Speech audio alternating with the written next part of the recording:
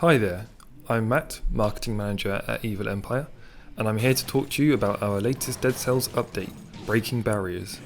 This update is all about making Dead Cells more accessible to everyone. It's been 5 years since that early access release. Yep, you heard that right, 5 years.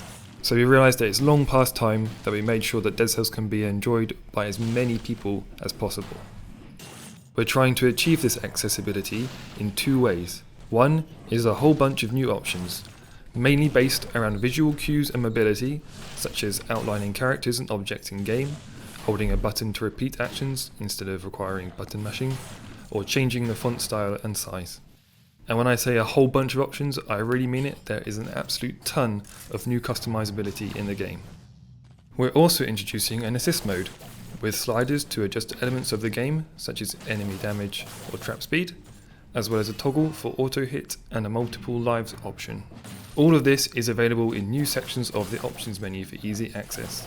There's no point making all this stuff and then tucking it away in a dead end section of the menu. So, before I go into each change, I'd like to briefly explain why we're doing this update. Dead Cells is intended to be tough but fair. Sure, you die a lot, but you grow your skill with each run, gaining new weapons and powers until you can beat the final boss. Then you add a boss cell to up the difficulty, die straight away to the weakest enemy in the game, but you keep on improving and moving forward. However, we realise that this tough but fair experience is just unattainable for some players, for a whole range of reasons.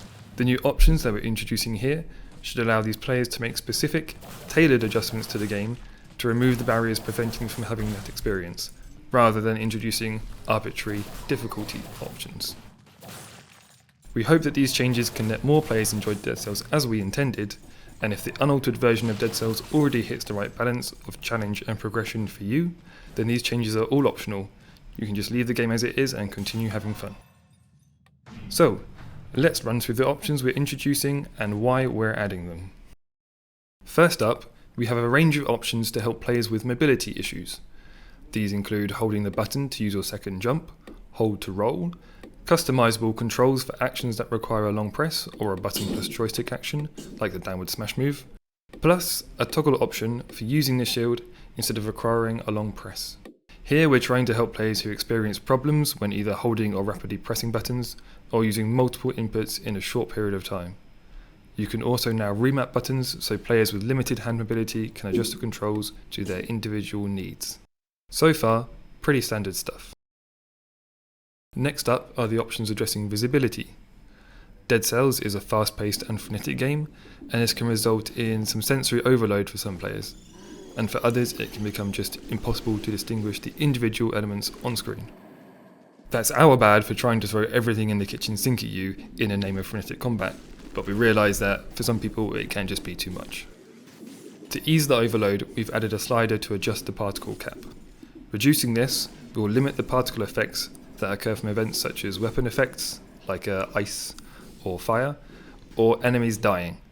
And that happens pretty much every second, so it should be pretty noticeable when you make the changes. This will decrease the mess on screen, particularly in those intense combat situations with multiple enemies, where a little mistake can cause a horrible chain reaction that results with you dead on the floor, again. A no blood mode also completely eliminates all blood effects to keep the action clean and readable if you need it. There are also options to add an outline around the beheaded, projectiles, enemies, active skills, NPCs and secrets to help players better distinguish what is happening on screen. You can even choose which colour you want the outlines to be if you need specific colours, or if you just fancy a bit of funky Dead Cells. This also has the added bonus of adding a new art style to the game. There's a little hint of kind of Borderlands in there somewhere. The interface is now adjustable in both size and transparency, again on a slider to let players decide what works for them. Some might prefer a smaller UI to increase gameplay visibility, but others might need a more distinct UI as the icons are too small for them. We're leaving it up to you. There are now a ton of options around text and colour. We have multiple font styles to choose from, including pixelated and dyslexic friendly. Text size can be changed, and you can alter the font colour too, as well as the colour of the stats. By stats, I mean brutality, tactics and survival, which will no longer be called red, purple and green anywhere in the game. That is because we're allowing players to choose the exact colour they want for each stat, with really fine customability. This will affect the colour of the text of the stat, the UI icons, and the aura around items in-game. There was a lot of work that went into this part of the update. A coloured filter option between the background and foreground is now available too, with customization for colour and opacity just like the text. This should help players to distinguish active elements of the game even further if they need to. The brutality, tactics and survival icons are available next to the numbers to the bottom left of the UI, and we're adding synergy icons in the equipment menu to improve visibility of effects and their synergies. Finally, for players with hearing issues, we're allowing the adjustment of each different sound effect separately.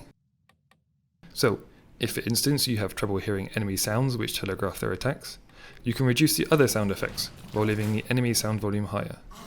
Or, just for people who have sensory overload, they can adjust specific parts of the sound to suit them as they want. I wish we could do this in real life, but you take what you get. On to assist mode now, which contains multiple different options. First up is the full map reveal, which does exactly what it says on the tin. It fully reveals the map of each biome from the beginning. There is also an auto hit option, which is actually already in the mobile version, but we're bringing it to PC and consoles to help players with mobility issues. This mode will automatically attack with a primary weapon, allowing players to just manage their secondary weapon and skills, reducing the need for rapid inputs. Next up is a set of sliders that allow adjustment of elements of the game.